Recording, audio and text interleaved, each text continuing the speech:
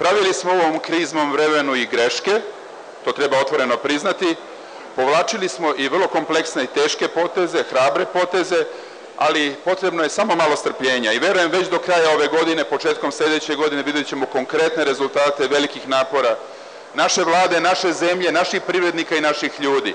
I zbog toga želim da otvorim ovaj sajam zajedno sa svima vama, ne sam, nego zajedno sa svima vama, jer samo zajedno možemo doprinijeti razvoju naše zemlje.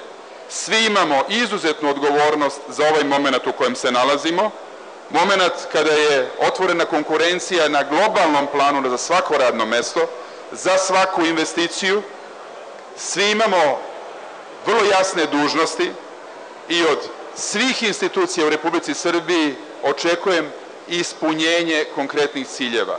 Od gradonačelnika do predsjednika vlade, jer to traže od njih građani Srbije.